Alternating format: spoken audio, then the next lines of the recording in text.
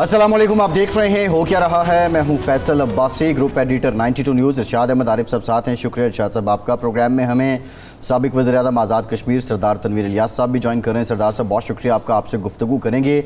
दो इंतहाई अहम डेवलपमेंट्स हैं। एक तो इक़्तिसादी सर्वे हुकूमत की जानिब से पेश किया गया और जिसमें बताया गया कि जो तरक्की की शरह है वो हासिल नहीं की गई। सिर्फ़ और सिर्फ पाकिस्तान में तरक्की रवा माली साल 0.29% हुई है। इसके साथ साथ दीगर भी जो शोबे हैं, ज़राअत, सनत और ख़िदमात के शोबे, ये बिल तरतीब तकरीबन 1.55%, 2.94% और 0.86% रही है इनमें तरक्की की शरह। इस पर कुछ मुफस्सल बात करेंगे। आने वाला बजट कैसा होगा, पाकिस्तान के जो मुआशी चैलेंजेस हैं उस पर डिटेल गुफ्तगू करेंगे। लेकिन जो सबसे अहम डेवलपमेंट है, जहांगीर तरीन इस्तेहकाम पाकिस्तान पार्टी के साथ अब मंजर पर आ चुके हैं। पाकिस्तान में एक नई सियासी पार्टी की दाग बेल डाल दी गई है, इसकी बुनियाद रख दी गई है। जहांगीर तरीन ने यह कहा कि इस पार्टी का मकसद पाकिस्तान की तरक्की है। साथ ही साथ उन्होंने जो 9 मई के वाक़यात थे ये भी कहा कि इसमें शरीक लोगों को कैफर किरदार तक पहुँचाया जाए। ये पार्टी जिसमें अक्सर चेहरे वो हैं जिन्होंने पाकिस्तान तहरीक इंसाफ को खैरबाद कहा, इनमें बहुत बड़े बड़े प्रोफाइल के लोग मौजूद हैं। लेकिन सवाल ये है कि इसमें इलेक्टेबल्स और हल्के की सियासत करने वाले गुरु कितने हैं। आने वाले इलेक्शन में ये पार्टी नेशनल पॉलिटिक्स में क्या इम्पैक्ट डालेगी, बहुत से सवालात हैं। और ऐसे वक्त में ये पार्टी अगर सामने आ रही है तो इसका नुकसान ज़्यादा नून लीग को है या PTI को है या पीपल्स पार्टी को है, ये भी बहुत से सवालात हैं। खैर इरशाद साहब, ब्रीफली आप ज़रा इस पर कमेंट कर दें। इस्तेहकाम पाकिस्तान जो अब ये पार्टी की बुनियाद तो रख दी गई है, लेकिन सियासत में मुस्तकबिल में क्या इम्पैक्ट होगा इसका?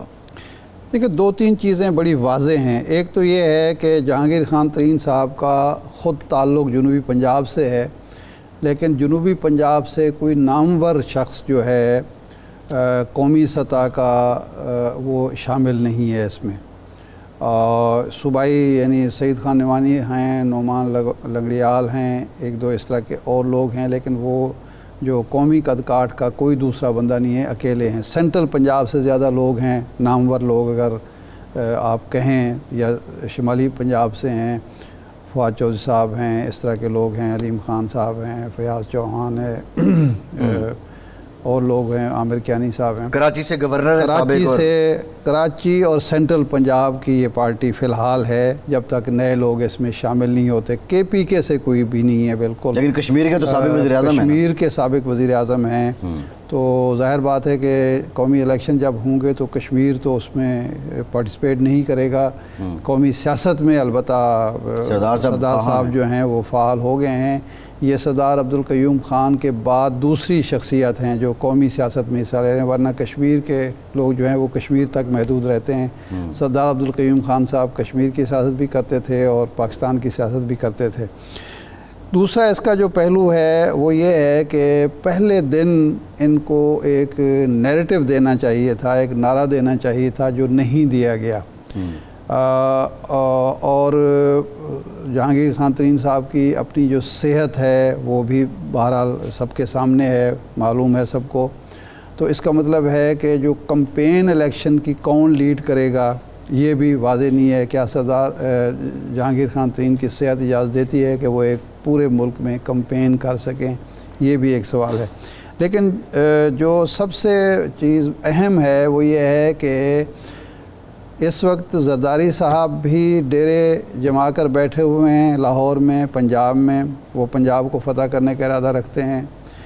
ये पार्टी भी अभी तक पंजाब ही इसका टारगेट होगा, और मुस्लिम लीग दावेदार है कि पंजाब हमारा है और पंजाब की वो मकबूल पार्टी रही है हमेशा से। तो क्या ये सिर्फ़ जहांगीर खान तरीन साहब जो हैं वो खला पुर करेंगे तहरीक इंसाफ वाला, या तहरीक इंसाफ की जगह लेंगे? या जो नज़र आ रहा था कि इस इलेक्शन में पंजाब में मुस्लिम लीग नून को वाक ओवर मिलेगा, तो जहांगीर खान तरीन की पार्टी उस वाक ओवर में भी एक रुकावट होगी। ये लम्हा फ़िक्रिया होगा मुस्लिम लीग नून के लिए।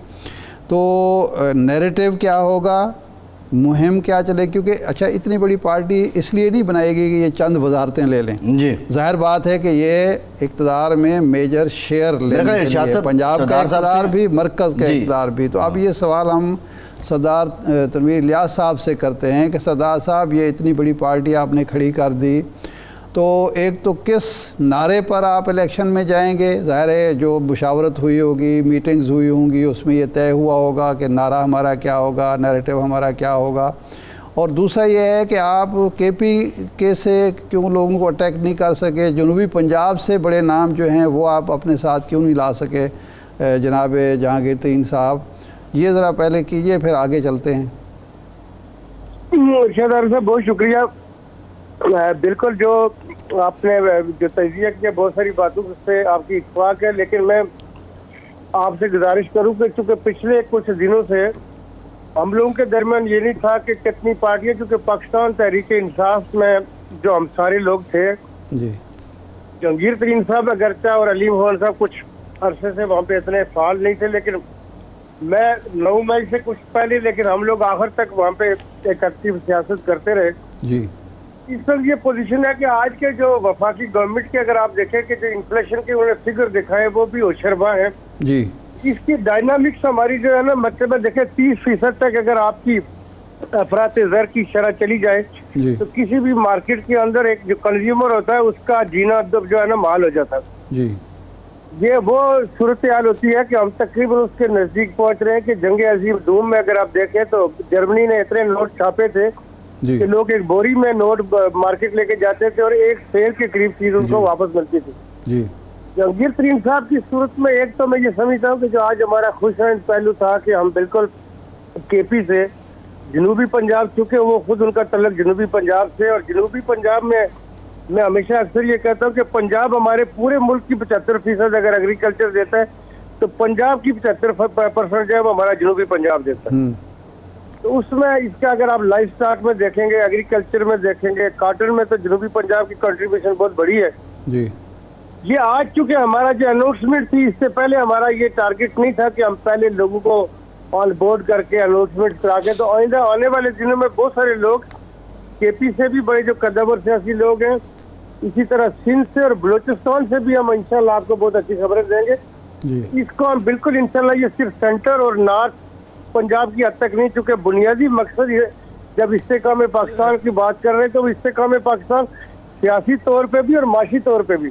तनवीर साहब 2-4 नाम भी हमारे नाजरीन को बता देना जो अगले 2-4 दिन में, हफ्ते में शामिल होने वाले हैं। केपी के से, अंदरूनी सिंध से, पंजाब से, जनूबी पंजाब से कोई 2-4 नाम हमें हमारे नाजरीन। मैं इंशाल्लाह आपके साथ मैं इरशाद आरिफ साहब एक चीज आपको गुजारिश करूं कि जब भी मैं आपके साथ बात करूंगा ज़बान की हद तक आप हमें पकड़ सकेंगे कि मैं इंशाल्लाह कभी आपके साथ गलत बयानी नहीं करेंगे। ये सिर्फ इसमें मैं नाम इसलिए अभी आपके साथ डिस्क्लोज करना नहीं चाहूंगा कि चूंकि सियासी लोगों के जी उनके अपने मफादात होते हैं, आखिरी समय तक असल में निगोशिएट वो करते हैं अपनी पोजीशन और आइंदा आने वाले सेटअप्स में। सही। अच्छा क्या जी सरदार साहब ये बता दें, वो बात ठीक है, ये सारी हकीकतें जो आप बात कर रहे हैं, परवेज़ खटक साहब क्या इस आप उनसे राब्ते में हैं, उनसे बातचीत कोई हो रही है, कोई नेगोशिएशन हो रही है? देखिए 2 चीजें थी, एक तो परवेज़ खटक साहब के हवाले से मेरा चूंकि मीडिया में था कि मैंने उन पर तनकीद भी की, लेकिन जब हमारे बाकी लीडरों ने इस चीज का फैसला किया कि आप परवेज़ खटक साहब के साथ हमें बात करनी चाहिए, मैंने बिल्कुल गो एड दिया और परवेज़ खटक साहब के साथ बिल्कुल हम राब्ते में हैं। सही है। न सिर्फ परवेज़ खटक साहब के साथ बल्कि दूसरे भी हमारे कई जो नामवर लोग हैं केपी से जी, उनके साथ भी हम राब्ते में हैं। तो असद कैसर साहब?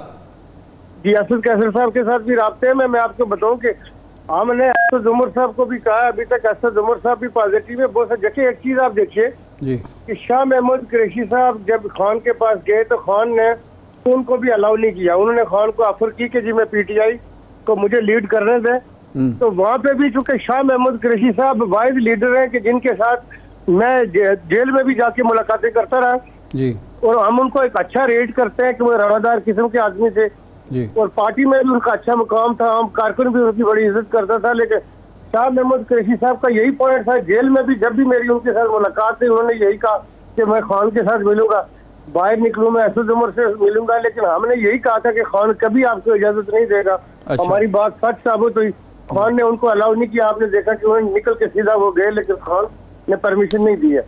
अच्छा, आपकी कितनी मुलाकातें हुई सरदार साहब कुरैशी साहब से जेल में? मुख्तलिफ मुलाकातें मेरी होती रही, हमारे साथ कुछ दूसरे हमारे मर्जी कायदीन थे, हम चूंकि उनके साथ जो मुलाकातें कर रहे थे बुनियादी तौर पे कि पॉजिटिव रोल है, देखिए शाह महमूद कुरैशी का ज़ाती हैसियत में उसने कभी मुल्क के खिलाफ काम नहीं किया या उसने कोई नुकसान किया। जी हम ऐसे लोगों की हमें जरूरत की भी थी। और मैं आपको बताऊं कि शाह महमूद कुरैशी वाहिद लीडर है कि जिनकी और मेरी 6 माह पहले भी इस बात के ऊपर हमें ये नजर आ रहा था दीवार पे लिखा हुआ कि जी ये सूरत हाल होगी, तो उस वक्त शाह महमूद कुरैशी साहब ने मुझे ये कहा था कि अगर मैं अलग ग्रुप बनाता हूँ तो आप मेरे साथ होंगे। तो मैंने चूंकि यही बात उनके पास जब पहली दफा मैं गया जेल में जी तो मैंने उन्हें ये कहा कि जी आप ये बताएं कि आपने मुझे ये ऑफर की थी जी कि जी आप मेरे साथ होंगे, तो मैंने कहा फिर मैं आपके पास से लेके आया हूँ। तो मैं इस एंगल से आपको ये बता रहा हूँ कि राब्ते हमारे सबके साथ है, लेकिन आज चूंकि अनाउंसमेंट करके ना लोगों को एक डायरेक्शन देना मकसद था। जी आज मकसद हमारा पूरा शो ऑफ पावर नहीं था जी सही कि हम है। अपने नहीं पूरे वो ठीक पत्ते है, लेकिन आप ठीक कह रहे हैं, आप ठीक कह रहे हैं कि शो ऑफ पावर पहले दिन जाहिर बात है, अब पार्टी बन गई है तो लोग आते जाएंगे। आप किस कदर मुतमैन हैं या कितने फ़ीसद इम्कानात हैं कि असद उमर साहब और शाह महमूद कुरैशी साहब भी आपके साथ आप मिलें? कितने फ़ीसद इम्कानात हैं? मैं इस हवाले से कि मेरी जब असद उमर साहब के साथ भी जब जेल में पहली मुलाकात हुई तो असद उमर साहब है काफी हद तक 9 मई के जो वाक़यात थे उसने उनको बहुत अफसरदा किया हुआ था, बहुत परेशान थे। अच्छा उन्होंने कहा कि जी मैं देखे आप लोग, क्योंकि मुझे उन्होंने कहा हमारे और भी 1-2 लीडर थे, उन्होंने कहा कि जी देखे मैं आपके सामने पहले ही सियासत से ताइब होने को तैयार बैठा था, लेकिन कुछ हालात ऐसे बनते कि मतलब वो इतने अफसरदा थे कि वो कह रहे थे कि मैं सियासत ही छोड़ना चाहता हूँ। मेरा चूंकि उनके साथ बहुत बरादराना तल्लुक है, बहुत इज्जत और एहतराम का रिश्ता है असद उमर साहब के साथ। जी मैंने उनको कहा कि आपने चूंकि आप पार्टी के जनरल सेक्रेटरी थे, आप इस वक्त जो है अगर आप कमजोर बात करेंगे कारकुन आपकी तरफ देख रहा है, सही, आपको इस वक्त हिम्मत बांधनी है। जो 9 मई का सानिया था ये नहीं होना चाहिए था, अनफॉर्चुनेटली हो गया है। जी आप हिम्मत करेंगे तो चीजें आगे चलेंगी। अभी तक से असद उमर साहब भी काफी हद तक पॉजिटिव है। देखिए यहाँ पे जो लोग जंगीर तरीन साहब बैठे हैं, जंगीर तरीन साहब की रात के साथ मेरा नहीं ख्याल कि किसी का कोई इख्तलाफ हो सकता है। सही, वो इतने रख रखाव वाले आदमी लेकिन हैं, ये वज़ादार हैं, ताल्लुकात निभाने वाले हैं, ये आप दुरुस्त फरमा रहे हैं जी। अच्छा ये फरमाएं कि अब आपने पार्टी का ऐलान कर दिया, पार्टी का नैरेटिव क्या होगा? क्या आप तहरीक इंसाफ का जो नैरेटिव था वो लेके चलेंगे, आज़ादी, हकीकी आज़ादी, मुल्क को अपने कदमों पर खड़ा करना, या कोई नया नैरेटिव आप लेकर अवाम के सामने जाएंगे? जी आपका बहुत खूबसूरत सवाल है इरशाद आरिफ साहब। एक चीज मैं आपको बताऊं कि एक पैरेलल हमारी चूंकि जो इस वक्त पार्टी का था कि चल रहा है कि आया क्या इलेक्शन होंगे या कोई कौमी कॉन्स्टिट्यूंसीज की यानी कौमी हुकूमत बनेगी जिसमें पॉलिटिकल पार्टियां शामिल होंगी, ना कि टेक्नोक्रेट होगी। अच्छा, पॉलिटिकल पार्टियां जिसका हिस्सा बकदर जैसे के मुताबिक वो पार्टियां हैं, उस हवाले से भी मैं इंशाल्लाह आपके साथ फिर किसी दूसरे प्रोग्राम में। लेकिन ये जो पीटीआई का नैरेटिव था वो यकीनी तौर पे हमारा नैरेटिव नहीं हो सकता। देखिए मुल्क के अंदर आज़ादी है और इसको मैं हकीकी आज़ादी, मैं पाकिस्तान को मशरक़ इलाही कहता हूँ जी। ये कहने की बात है कि जी मुल्क में ये चीजें, लेकिन पीटीआई का जो उस वक्त हमारा जो चेयरमैन था या दूसरे किसी को ये देखना चाहिए कि जी मैं इस मुल्क को मैंने क्या दिया है। मैंने इस मुल्क ने तो मुझे बहुत कुछ दिया होगा, लेकिन मैंने इस मुल्क को क्या दिया।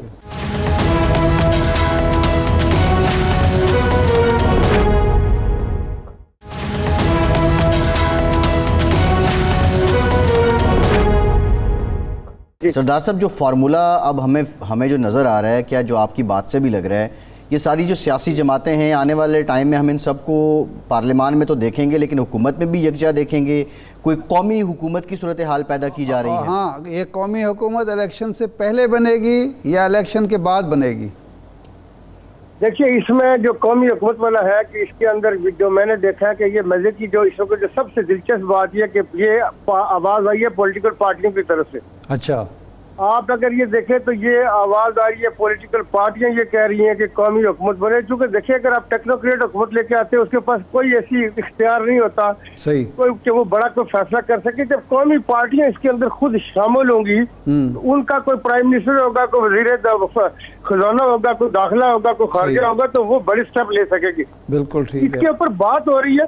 लेकिन मुझे जो लगता है कि देखिए मैं जो एक चीज कह रहा हूँ जिसमें हम मंसूरा भी गए, अभी हम दोबारा सिराजुल हक साहब के साथ मिलकर और भी कुछ लीडर होंगे, हम एक और राउंड शुरू करने वाले हैं जी, जिसमें शायद हम चीफ जस्टिस, आर्मी चीफ हर जगह पे मिलेंगे। लेकिन हमारा बुनियादी ये है कि मैं ये कह रहा हूँ कि हर जगह पे नारा है कि पार्लियामेंट सुप्रीम है। ٹھیک اگر ہے کوئی گنجائش نکلنی ہے کسی حکومت کی تو قانون سازی پارلیمنٹ کرے. پارلیمنٹ کے علاوہ نہ کسی عدالت کا اختیار ہے نہ کسی اور انفرادی آدمی کا, وہ کتنی پاورفل ادارے کا سربراہ کیوں نہ ہو, اختیار صرف اور صرف پارلیمنٹ کا ہے. پارلیمنٹ قانون سازی کر کے گنجائش نکالے کہ اتنے عرصے کے لیے الیکشن نہ ہو.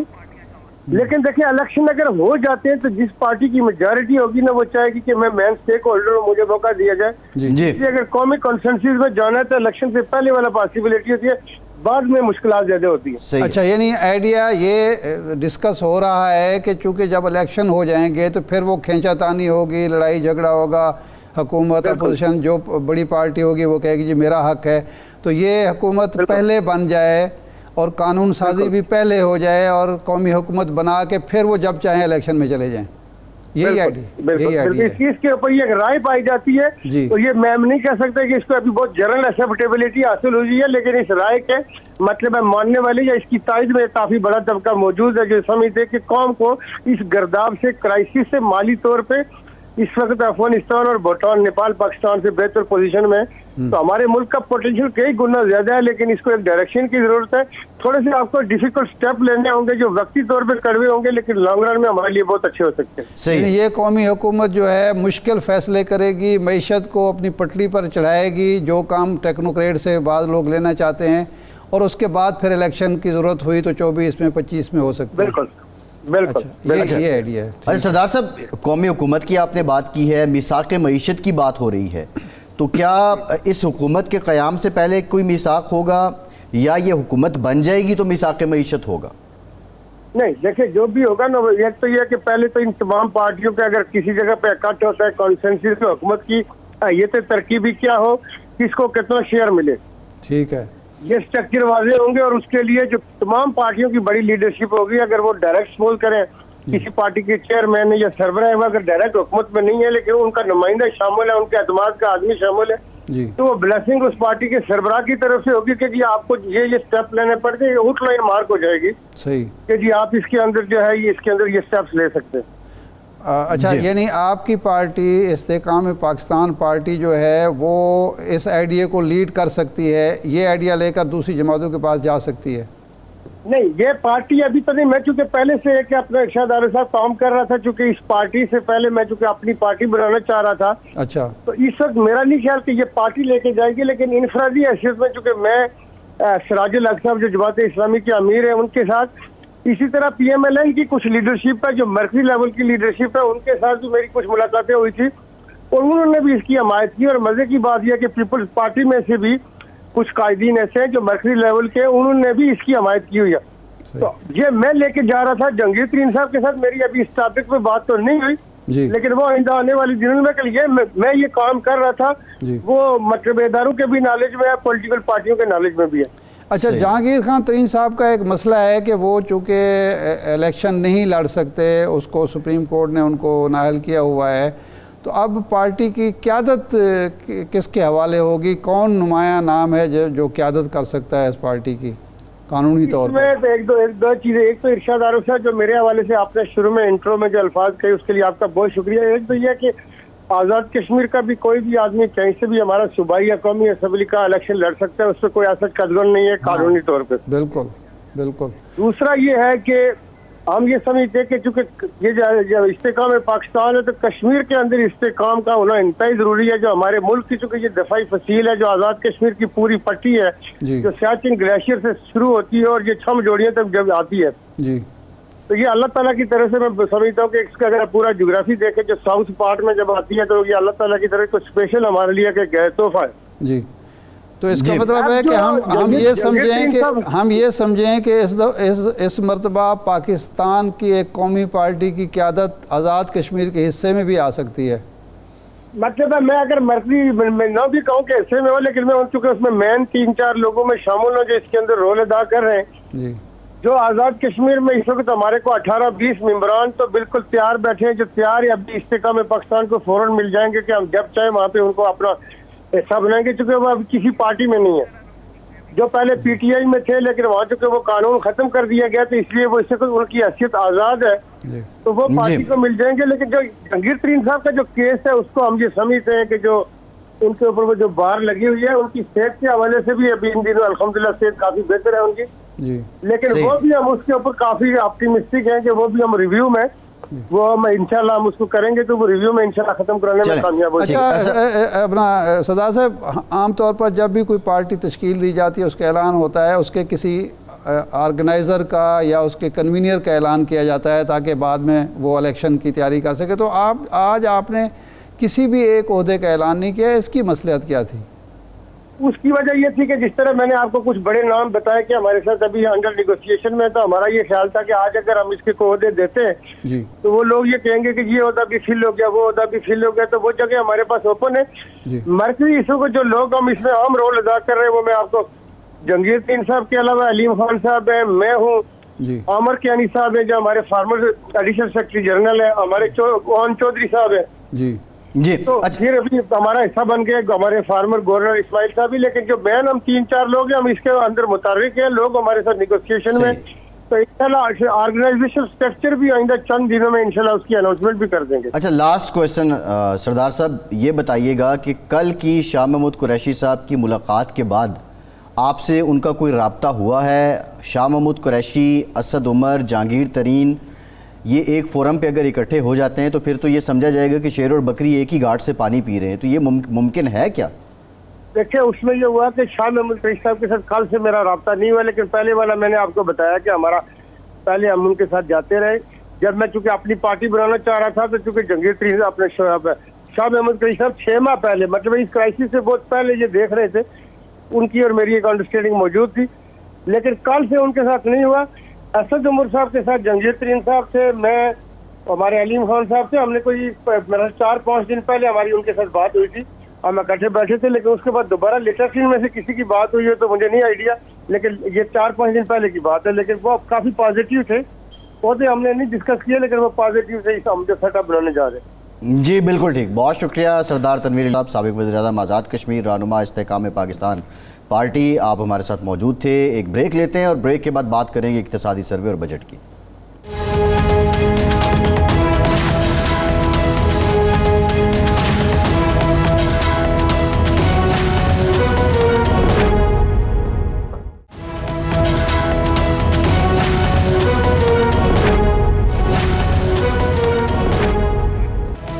بریک کے بعد ایک بار پھر سے آپ کا خیر مقدم کرتے ہیں. ہمیں جوائن کیا ہے ڈاکٹر ندیم الحق صاحب نے. آپ پریزیڈنٹ ہیں Pakistan institute of development economics کے. ڈاکٹر صاحب thank you very much for your time. Doctor صاحب یہ بتائیے گا کہ آج جو سروے آ گیا ہے، لاسٹ ایئر جب سروے آیا تو جی ڈی پی گروتھ 6%، اب 0.29%. کتاب تو کہتی ہے بہت تنزلی ہوئی ہے، اور کیا حقیقتاً بھی ایسا ہے؟ جی بالکل ایسا ہی ہے، کیونکہ دیکھیے آپ کے سامنے ہے ساری انڈسٹری. اگر آپ روز اخبار کھولتے ہیں تو انڈسٹری اشتہار نکال کے مطلب مجھے سمجھ نہیں آ رہی اتنے پیسے اشتہاروں پہ ضائع کر رہی ہے کہ خدا کے واسطے ہماری امپورٹس آنے دیں، خدا کے واسطے بجلی کا نظام ٹھیک کریں، خدا کے واسطے فارن ایکسچینج کا نظام ٹھیک کریں. تو یہ سب چیزیں چل رہی ہیں، تو اس میں آبویسلی لوگ پریشان ہیں اور لوگ کیا کام کریں گے. آپ نے امپورٹس بہت سخت ریسٹرکٹ کی ہوئی ہیں، اب تھوڑی سی کھل رہی ہیں پر پھر بھی ابھی بہت ریسٹرکٹیڈ ہے. اور امپورٹس اور ایکسپورٹ کا بہت گہرا تعلق ہے جو ہماری حکومت سمجھتی نہیں ہے کہ امپورٹس جو ہیں، ابھی ہم نے بھی ایک انالیسس کیا، بہت سارے اداروں نے انالیسس کیا کہ ایکسپورٹس بنتی امپورٹس سے. ایکسپورٹس اپنے آپ نہیں کوئی ہوا میں نہیں بن جاتی، باہر سے امپورٹس آتی ہیں، پھر اس کو یوز کرتے ہیں لوگ. جیسے کپڑے کے ساتھ پھر ڈائی آتی ہے، پھر فلانی چیز آتی ہے، سب کچھ یوز کرتے ہیں لوگ، پھر چیز بنتی ہے. پر ہم نے بند کی ہوئی ہیں تو اس سے آبویسلی مشکل ہے. پھر دوسری چیز یہ ہے کہ جو پولیٹیکل سرگرمی ہے اس میں بھی آبویسلی لوگ پریشان بیٹھے ہیں. تیسری چیز جو ہے وہ یہ ہے کہ آپ کی یہ جو کیا کہتے ہیں regular tax policies, various policy change ہوتی ہیں، اس سے بھی لوگ پریشان بیٹھے ہیں. تو ابھی تو اس کا اثر ہوا، پر ایک اور جو میجر اثر ہے وہ یہ ہے کہ آپ کی انویسٹمنٹ ریٹ اور گر گئی ہے. آپ کی انویسٹمنٹ ریٹ اب شاید کہہ رہے ہیں کہ 2% گر گئی یا 3%، پتہ نہیں، مجھے تو لگ رہا ہے زیادہ گری ہے. انویسٹمنٹ جو ہے اب کون انویسٹ کر رہا ہے ان حالات میں؟ زیادہ تر انویسٹمنٹ تو حکومت ہی کر رہی ہے، باقی پرائیویٹ سیکٹر میں تو انویسٹمنٹ گر گئی ہے. تو لانگ ٹرم امپلیکیشن بھی اس کی ہیں، لانگ ٹرم اثرات بھی ہوں گے. ڈاکٹر صاحب، اسحاق ڈار صاحب نے آج پریس کانفرنس کے دوران کہا کہ جی یہ جو ہماری منفی گروتھ ہے، وہ جو سروے آف پاکستان وہ بتا رہا ہے کہ مینوفیکچرنگ میں بھی ہم اپنے اہداف جو مقرر کیے تھے حکومت نے وہ بھی حاصل نہیں کر سکے. پچھلے سال کے مقابلے میں تو کم تھے, لیکن خود جو انہوں نے ٹارگیٹس مقرر کیے وہ بھی نہیں ہوئے, انڈسٹری میں بھی نہیں ہوئے, ایون ایگریکلچر میں بھی نہیں ہوئے, لائف سٹاک میں بھی نہیں ہوئے. تو وجہ انہوں نے سیلاب کو قرار دیا. تو کیا واقعی سیلاب کی وجہ سے سارا یہ گروتھ کم ہوئی ہے یا کچھ اور فیکٹرز ہیں؟ میرا تو خیال ہے جی سیلاب کی وجہ سے شاید ایگریکلچر میں تھوڑی پیداوار بڑھی ہے. باقی جو لائف سٹاک ہے, لائف سٹاک تو نظر آ رہا ہے سر, جو مجھے تو فگرز ابھی تک نظر آئے ہیں, لائف سٹاک تو بڑھتا ہوا نظر آ رہا ہے. although لائف سٹاک میں نقصان تو ہوا تھا سیلاب میں, پر پھر بھی بڑھ رہا ہے لائف سٹاک. باقی یہ ہے کہ انڈسٹری تو میرا نہیں خیال سیلاب کی وجہ سے رکی ہے. انڈسٹری تو دیکھیں نا, یہ پالیسی جو ہے ایکسچینج ریٹ پالیسی اور آپ کی امپورٹ پالیسی, اس کی وجہ سے انڈسٹری مار کھا رہی ہے. دوسری انڈسٹری مار کھا رہی ہے انرجی کی وجہ سے. جی انرجی کی وجہ سے آج بھی میرے پاس انڈسٹریز آئے ہوتے یہی رو رہے تھے کہ ہم کیا کریں, ہم تو انرجی کے پرائس پہ چل ہی نہیں سکتے. تو یہ بھی بہت بڑا مسئلہ ہے. حکومت کا جو رسپانس ہوتا ہے وہ یہی ہوتا ہے, کسی حکومت کا بھی, ایک حکومت کا نہیں, ہر حکومت کا رسپانس یہی ہوتا ہے کہ جو نقصان ہمارا بجلی میں ہوا ہے وہ ہم ڈال دیں کنزیومر پہ, اور خاص طور پہ انڈسٹری پہ ڈال دیں یا شاپ کیپر پہ ڈال دیں. تو اب اس چیز کے پھر وہ بیچاروں کے بل تو بڑھتے رہتے ہیں. ہم نے بجلی کا نظام تو ٹھیک کرنا نہیں, وہ تو ہم نے ٹھیک کرنا نہیں, ہم نے صرف قیمتیں بڑھانی ہیں. تو اب جب ایسے نظام چل رہا ہے, اسی طرح ہم نے ایکسچینج ریٹ کا نظام ٹھیک نہیں کرنا, ہم نے صرف کنٹرول لگانے ہیں. میرا خیال کچھ تھوڑا سا اس پہ سوچ و فکر ہونا چاہیے. اچھا ڈاکٹر صاحب, آپ نے ایکسچینج ریٹ کی بات کی ہے, یہ بڑا امپورٹنٹ فیکٹر ہے. IMF بھی اور دیگر بھی جو انٹرنیشنل اکانومی کو ڈیل کرتے ہیں لوگ, اور دنیا میں بھی رائج یہی ہے کہ فری فال ہونا چاہیے. لیکن ہمارے ہاں جب مارکیٹ کو اوپن کیا جاتا ہے تو اس کے بعد یہاں سٹے بازی ہو جاتی ہے, اور ستم ظریفی یہ کہ کمرشل بینک بھی اس میں ہوتے ہیں اور اسٹیٹ بینک اس پہ انکوائری بھی انیشیٹ کرتا ہے, لیکن پتہ نہیں اس کا کیا بنتا ہے. تو یہ کیسے, مطلب اس کا کیا کوئی جگاڑ نکالنا پڑے گا یا اس سٹے بازی کو برداشت کرنا پڑے گا؟ اور اگر IMF کی یا دیگر مانیٹرنگ ایجنسیز کی نہیں مانیں گے تو پھر قرض بھی نہیں آئے گا. حل کیا ہے اس مسئلے کا؟ دیکھیں جی, سٹے بازی کا دوسرا نام ہے مارکیٹ. آپ اور میں سب سٹے بازی کرتے ہیں. اگر آپ چاہتے ہیں سٹاک مارکیٹ میں انویسٹمنٹ تو سٹے بازی ہے, سٹاک مارکیٹ سٹا ہی ہے. اگر آپ چاہتے ہیں کہ آپ نے کموڈیٹی مارکیٹ بنانی ہے, جیسے کہ ایگریکلچر کی مارکیٹ بنانی ہے, وہ بھی سٹے بازی ہے. میں تو یہ کہتا ہوں, آگے چلتا ہوں, انسانی زندگی بھی سٹے بازی ہے. ابھی آپ اسلام آباد کی سڑکوں پہ جائیں گے یا آپ سیر کریں گے کہیں باہر تو ایکسیڈنٹ ہو جاتا ہے. تو سٹے بازی تو انسانی زندگی ہے, تو ہم سٹے بازی سے گھبراتے کیوں؟ دیکھیے مارکیٹ چلے گی تو اوپر نیچے جاتی ہے, سب کچھ ہوتا ہے. US ڈالر میں دیکھ لیں, پاؤنڈ میں دیکھ لیں, اوپر نیچے جاتی ہے مارکیٹ اور چلتی ہے. اب ین دیکھیں کہاں تھا پیچھے, کبھی وہ تھا 200 پہ چلا گیا تھا یا 150 پہ چلا گیا تھا, پتہ نہیں کہاں, اب واپس آ گیا 100 110 نیچے بھی آ گیا تھا تھوڑا. یورپین یورو دیکھیں, یورو ڈالر سے کہیں 130 140 پہ چلا گیا تھا, پھر نیچے 102 پہ آ گیا. یہ چلتی رہتی ہیں چیزیں, بلکہ اتنی چلتی ہیں کہ روزانہ ان کو فالو کرنا بہت مشکل ہے. اب ایپل کا سٹاک لے لیں, ایپل کا سٹاک نیچے جب 140 پہ آ گیا تھا, پھر 170 پہ ہو گیا. تو یہ تو نظام ہے, نظام ایسا ہی چلے گا, ہمیں اس سے گھبرانا نہیں چاہیے. ہمیں یہ چیز ہے کہ اگر سسٹم سموتھلی چل رہا ہے, اور یہ اس پہ بہت تحقیق ہے کہ یہ اس لیے چل رہی چیزیں اس طرح چلتی ہیں کہ فریش انفارمیشن آتی ہے, اس فریش انفارمیشن پہ لوگ چلتے ہیں. فار ایگزامپل ابھی ایپل کی ایک ایونٹ ہو رہا ہے جہاں کہ وہ اپنی نئی چیزیں ریویل کر رہے ہیں. روز سٹاک مارکیٹ اس کو دیکھ کے اوپر نیچے جاتی ہے کیونکہ ایپل نئے پروڈکٹس نکالتا ہے. اس طرح ہی حکومتوں کو بھی لوگ دیکھتے ہیں کہ حکومت کیا کر رہی ہے, اس کی بیسس پہ وہ اوپر نیچے ایکسچینج ریٹ جاتی ہے. اس سے کوئی گھبرانے کی ضرورت نہیں. ہم نے ایک عجیب نظام بنایا ہوا جو ہمارے ملک میں پرابلم ہے, جو میڈیا میں بھی, پالیسی میکر میں, ہر کسی میں ہے, جس کی وجہ سے ہم نے 50 سال مار کھائی ہے, بلکہ 75 سال مار کھائی ہے. انڈیا نے جب ڈیویلیو کیا تھا 48 میں, ہم نے ڈیویلیو نہیں کرنے دیا. اس کے بعد آپ دیکھیں مسلسل یہی چیز چلتی رہی کہ ہم نے ایکسچینج ریٹ کو چھیڑا ہے. 1970 میں چھیڑا, 80 ہمیشہ ہم اس کو کوشش کرتے کنٹرول کرنے کی. اب اس کو کنٹرول کرنا دنیا نے سیکھ لیا, نہ کریں. اس کو کنٹرول آپ سے ہو نہیں سکتا. تب کنٹرول کریں اگر آپ کے پاس سعودی عربیہ کی طرح بہت سارے ڈالرز پڑے ہیں, تیل آ رہا ہے, پر سعودی عربیہ بھی بڑی کیئرفلی کنٹرول کرتا ہے. انہوں نے ایک چیز فکس کر لی ہے, اس پہ چلتے ہیں, جیسے سنگاپور کرتا ہے. بٹ یہ طریقہ جو ہمارا ہے کہ ہم اس کو کوشش کریں گے نیچے لانے کی, یہ میرا خیال ہے یہ ہو ہی نہیں سکتا. یہ اٹس لائک, میں اس کو ایسے کہوں, گریوٹی کے خلاف کھڑا ہونا ہے. نہیں, لیکن ڈاکٹر صاحب قدر کلام معاف, اسحاق ڈار صاحب تو آج بھی کہہ رہے تھے کہ جناب یہ 50-60 روپے, 40-50 روپے کمی کی جا سکتی ہے ڈالر میں، وہ تو آج بھی کانفیڈنٹ ہیں اس حوالے سے کہ 40-50 روپے کی کمی کی جا سکتی ہے، کیسے کی جائے گی یہ کوئی سمجھ آتی ہے؟ دیکھیے جی، میں ان کی بالکل بات سے فلی کیا کہتے ہیں اس کی عزت کرتا ہوں، اس کا احترام کرتا ہوں، بٹ میرا خیال ہے کہ یہ ہمیں کوشش بھی نہیں کرنی چاہیے، سوچنا بھی نہیں، 50-60 روپے خود ہی نیچے آ جائے گی۔ اگر آپ کی اکانومی تکڑی ہو جائے گی، لوگوں کی نظروں میں تکڑی ہو جائے گی، تو لوگ خود ہی گرا دیں گے۔ یہ ہوا ہے، جاپان کے ساتھ ہوا ہے، یورپ کے ساتھ ہوا ہے، ہر کسی کو، چائنا کے ساتھ دیکھ لیں۔ اب چائنا کی ایکسچینج ریٹ جو ہے آپ پچھلے 10 سال میں دیکھیں نیچے وہ اپریشیٹ کرتی جاتی ہے چائنا کی ایکسچینج۔ چائنا میں ابھی بھی انہوں نے ایکسچینج ریٹ میں کیسے کہوں، انہوں نے ایکسچینج ریٹ کم قیمت پہ رکھی ہوئی ہے، دنیا ان کے پیچھے پڑی ہوئی ہے کہ تم اوپر کرو اسے۔ چائنا خود اپنی ایکسچینج ریٹ نیچے لاتا ہے، اس کو کمزور رکھتا ہے، اور یہ اس پہ ہم نے پیپر بھی لکھا، بہت لوگوں نے پیپر لکھا ہوا ہے۔ دنیا میں ترقی تب ہوتی ہے جب ایکسچینج ریٹ کو آپ کمزور رکھیں۔ ہماری کوشش ہے اس کو تکڑا کریں، اس کو ہم اوپر لے کے جائیں، اوپر لانے کے بجائے نیچے لانا چاہیے ہمیں۔ اچھا، پالیسی ہونی چاہیے کہ اس کو ہم انڈر ویلیوڈ رکھیں، یعنی کہ جان کے کمزور رکھیں۔ ایسٹ ایشیا میں سب نے یہی کیا، سب دنیا یہی کرتی ہے، اس پہ ہم نے پیپر بھی لکھا، بہت اس پہ تحقیق موجود ہے۔ اچھا ڈاکٹر صاحب، اس وقت صورتحال جو بھی ہے آپ کے سامنے ہے، ابھی جو اطلاعات ہیں وہ یہ ہے کہ تنخواہوں میں، سرکاری ملازمین کی تنخواہوں میں گریڈ 1 سے 17 تک کوئی 30% اور گریڈ 18 سے 22 تک 20% اضافہ کر رہے ہیں۔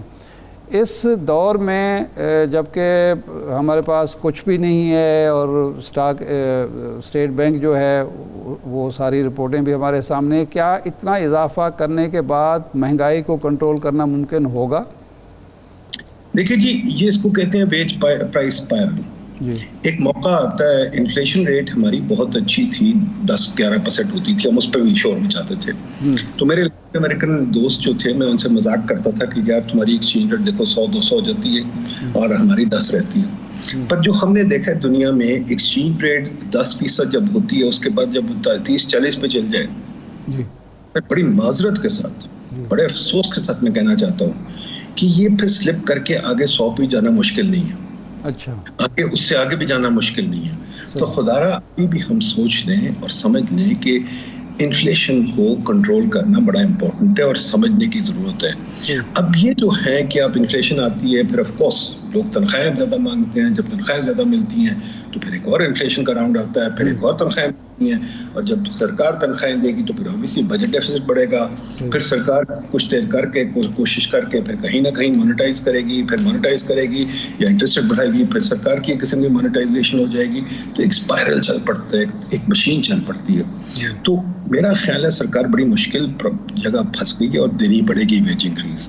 اور ابھی آپ غور کریے کہ ابھی ہم نے اوپرلے گریڈز کو 150% انکریز دی تھی، تو آپ اس کے اوپر ہم جناب 20 دے دیں گے، ٹھیک ہے، یہ بھی بڑی اچھی بات ہے۔ تو اب یعنی کہ ہماری انکریزز لیٹن امریکہ کی طرح ہر 6 مہینے کی شروع ہو جائیں گی۔ تو یہ ہمیں سوچنا چاہیے۔ پر دوسری بات جو بہت امپورٹنٹ بات ہے، جو یاد رکھیں کہ 2005 میں بھی عشرت صاحب نے ایک رپورٹ کی تھی، ابھی ریسنٹلی بھی کی ہے، دونوں رپورٹوں میں لکھا ہوا ہے کہ 400-500 ادارے بند کرنے چاہیے، اور سرکاری اداروں میں اتنی ڈپلیکیشن ہے، اور گریڈ 1 سے 17 تک تو اتنی اوور امپلائمنٹ ہے، ہر دفتر میں چپڑاسیوں کی بھرمار ہے۔ اب یہ دیکھیں، ہر پولیٹیشین کی ابھی بھی شوق ہے کہ وہ بندے رکھوائی جائے۔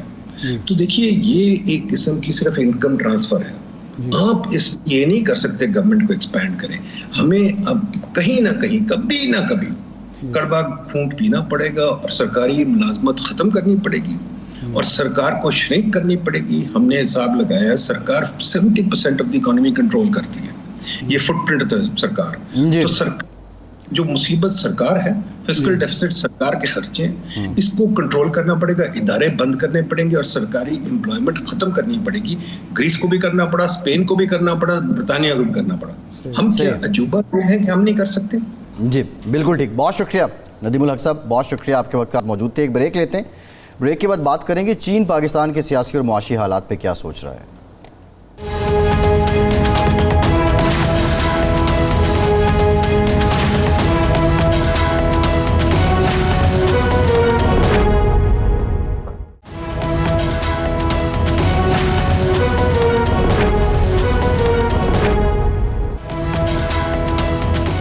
ब्रेक के बाद एक बार फिर से आपका खैर मकदम करते हैं। हमें ज्वाइन किया है सैयद मोहम्मद मेहदी साहब ने। आप कॉलमिस्ट हैं और बिलखुसूस जो चाइना पाक के उमूर हैं उन पे बड़ी गहरी नज़र रखते हैं।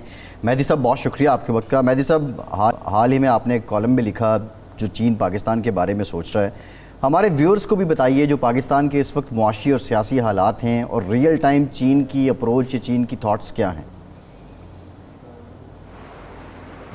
बिस्मिल्लाहिर्रहमानिर्रहीम। मैं अभी पिछले सैटरडे को ही चीन से वापस आया हूँ और चीन के अंदर उनके दफ्तर ख़ारजा से लेकर कम्युनिस्ट पार्टी के तमाम आला हुक्काम से, उनके थिंक टैंक से मुलाकातें रही हैं। देखिए वहाँ पर जो है अभी तक जो है वो पाकिस्तान के बारे में एक ऐसी सूरत हाल है जो 2014 या 15 वाली कम अज़ कम नहीं है, और वो ये समझ रहे हैं कि पाकिस्तान जो है उसने जो कुछ हासिल करना चाहिए था सी पैक से, और पाकिस्तान की वजह से जो कुछ चीन को हासिल करना चाहिए था वो नहीं हो सका है और उसमें कामयाबी नहीं मिल सकी है। अब वो उसकी वजूहात जो है वो बहुत सारी देखते हैं। उसमें सबसे बड़ी वजह यह है कि पिछली हुकूमत का एक अपना विज़न था और वो ये समझती थी कि ये क्योंकि नवाज शरीफ ने शुरू किया है। फिर दूसरे नंबर पर उनका ये भी ख्याल है कि शायद इमरान खान साहब को समझ नहीं थी। फिर वो ये भी समझते हैं कि कुछ लोग ऐसे थे जिनका वेस्ट का इंटरेस्ट था और उन्होंने जानबूझकर चीज़ों को ख़राब किया। तो अभी तक हम जिस पटरी से कुछ उतरे थे वहाँ पर अभी हम वापस चढ़े नहीं हैं, और जो कुछ पाकिस्तान के अंदर होना शुरू हो गया था तो मैं वहीं पर था, वो इससे भी बड़े परेशान हैं कि एक दफ़ा दोबारा जो है वो फिर से ऐसी पॉलिटिकल पार्टी बनवाई जा रही है जिसका मतलब ये होगा कि पार्लियामेंट के अंदर जो है वो किसी की अक्सरियत ना हो सके, और इसका मतलब ये हुआ कि एक कमज़ोर हुकूमत होगी। और उनका ये ख्याल है कि अगर कमज़ोर हुकूमत हुई तो फिर सी पैक को दोबारा से अपने ट्रैक पे लेके आना जो है वो बहुत मुश्किल होगा। तो वो काफ़ी परेशान है वहाँ पे, और क्योंकि आप ये भी समझते हैं कि उनके जो अपने हमसाया ममालिक है उसमें पाकिस्तान जैसे रिलेशंस किसी के साथ नहीं है। कॉस्ट मैनेजमेंट का जो उनका बहुत बड़ा मसला था वो हल नहीं हो सका है। एक तरफ उनकी जो अशिया है वो दिन ब दिन महंगी हो रही है, उनका जो मजदूर है वही उजरत मांग रहा है जो उजरत यूरोपियन मजदूर मांगता है। उन्होंने उसे शिफ्ट करना था, वो पाकिस्तान में शिफ्ट नहीं हो सकी और मुल्कों के अंदर चली गई। दूसरी तरफ जो उनकी तवानाई की ज़रूरियात थी उनको भी उन्होंने हासिल करना था पाकिस्तान के ज़रिए से। फिर जो 12,000 नॉटिकल माइल का सफ़र तय कर कर मिडल ईस्ट से उनको साउथ चाइना सी में जाना पड़ता है उसको भी शॉर्ट करना था और वो 6,000 माइल के ऊपर आ जाना था। तो ये तमाम चीज़ें जो हैं वो हासिल नहीं कर सके। 26 अरब डॉलर उनके या तो इन्वेस्ट हुए पाकिस्तान में या उन्होंने कर्ज की शक्ल में दिए। वो फिलहाल उसका जो रिजल्ट है वो कोई नहीं निकल सका है, बल्कि हम रोल ओवर और तरफ चले गए। हमने उससे कुछ खुद भी नहीं कमाया, और जब खुद नहीं कमाया तो वो पैसे भी वापस नहीं जा सके। अच्छा मेहदी साहब, ये फरमाएं कि हाल ही में आर्मी चीफ जनाब सैयद आसिम मुनीर साहब ने दौरा किया, उस दौरे के हवाले से आपको क्या फीडबैक मिला? देखिए वो दौरा जो है वो अच्छी बात हुई, बहुत अच्छा हुआ, और मिलिट्री टू मिलिट्री जो ताल्लुकात है उसमें एक दफ़ा दोबारा हुआ। और फिर हमने ये देखा कि आसिम मुनीर साहब जो हैं वो हेड क्वार्टर गए वहाँ की आर्मी के, जबकि इससे पहले इत्तफाक से बाजवा साहब के जो लास्ट विजिट हैं वो हेड क्वार्टर में नहीं हो सके थे। तो उस हवाले से तो अच्छा हुआ, और J-10 तैयारों के हवाले से और जो पिछले महीने 2 फ्रिगेट हमें नेवी के लिए दिए गए हैं उसके हवाले से तो ये चीज़ें तो बहुत बेहतर हुई हैं। लेकिन क्योंकि इस्टेब्लिशमेंट का पिछली दफ़ा का जो रोल रहा है वो पाकिस्तान के इस वक्त के जो सहाफ़ी हैं वो बता रहे हैं, और वो जो है वो कोई इतना खुशकुन नहीं था चाइना के हवाले से। तो वहाँ ये भी एक परेशानी है कि क्या वो जो पॉलिसी थी वो इस्टेब्लिशमेंट की इज्तमाही पॉलिसी थी या अब वो पॉलिसी तब्दील हो गई है, वो चंद लोगों की पॉलिसी है। तो बहरहाल उससे ज़रूर सूरत हाल में बेहतरी आई है। मेहदी साहब चूँकि वक्त कम है इसलिए मैं जल्दी सवाल कर रहा हूँ। बिलावल भुट्टो साहब वज़ीर ख़ारजा हैं हमारे, उनके जो नाना थे ज़ुल्फ़िकार अली भुट्टो साहब ये दावा करते थे कि मैं मेमार हूँ पाकिस्तान चीन दोस्ती का, अगरचे वाक़तन ऐसा नहीं है, मोहम्मद अली बोगरा साहब को कहा जा सकता है। तो बिलावल भुट्टो का दौरा भी हुआ चीन का, और उनकी जो डिप्लोमेसी है वो बहुत दौरे कर रहे हैं। उस हवाले से वहाँ क्या फीलिंग्स हैं, क्या समझा जा रहा है कि एक दफ़ा पाकिस्तान और चीन को बहुत ज़्यादा करीब लाने में बिलावल भुट्टो का किरदार अहम होगा? میرا خیال ہے کہ وہاں پر جو تھنکرز ہیں اور جو وہاں کے وہ لوگ ہیں جو پاکستان پہ صاحب رائے ہیں، ان کے خیال میں بلاول بھٹو صاحب جو ہیں وہ ڈپلومیٹک انداز کے اندر گفتگو نہیں کرتے. بہت دفعہ ان کی جو گفتگو ہوتی ہے وہ اپنے آڈینس کو اور اپنی پارٹی کو مستفید کرنے کے لیے یا ان کی طرف توجہ دلانے کے لیے ہوتی ہے. تو ان کا یہ خیال ہے کہ بلاول بھٹو صاحب کو کافی زیادہ ابھی محنت کی ضرورت ہے اور ان کو ڈپلومیٹک، اگر وہ وزیر خارجہ ہیں تو پھر ڈپلومیٹک انداز میں ان کو بات چیت کرنی چاہیے. وہاں پر میں نے یہ محسوس کیا کہ بلاول بھٹو صاحب کا جس طرح یہاں پر ایک خیال ہے کہ انہوں نے بہت اچھا ہماری دفتر خارجہ کو لے کے جا رہے، وہاں فی الحال ایسا خیال میں نے نہیں محسوس کیا. خاص طور پہ جو ان کے تھنک ٹینک کے لوگ ہیں، ان کے پروفیسرز ہیں، وہ باقاعدہ نام لے کر ان کی غلطیوں کی نشاندہی کرتے. اچھا، اگر پاکستان میں ہنگ پارلیمنٹ آتی ہے یا کمزور مخلوط حکومت آتی ہے تو آپ کا خیال ہے کہ چینی قیادت کے لیے وہ کوئی بہت زیادہ قابل قبول نہیں ہوگی یا اطمینان بخش نہیں ہوگی، یہی آپ کہنا چاہ رہے ہیں؟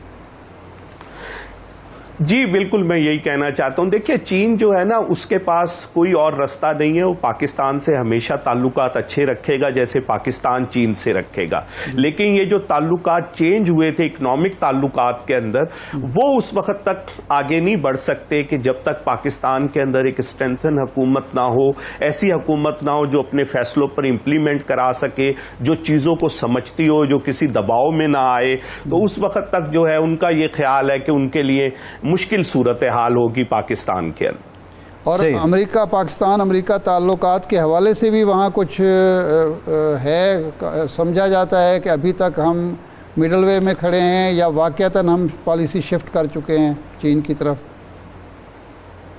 نہیں، وہاں پر اس بارے میں خیال یہ ہے کہ پاکستان کو کوئی پالیسی شفٹ کرنے کی ضرورت نہیں ہے. پاکستان کو بیلنس رکھنا چاہیے. وہ ہرگز نہیں چاہتے کہ پاکستان امریکہ کے ساتھ کوئی لڑائی لے لے، کیونکہ وہ کہتے ہیں کہ ہم نے بھی کوئی امریکہ کے ساتھ لڑائی نہیں لی ہوئی. جہاں پر ہمارے بہت ساری چیزوں میں اختلافات ہیں، وہاں بہت ساری چیزوں میں اتفاق بھی ہے.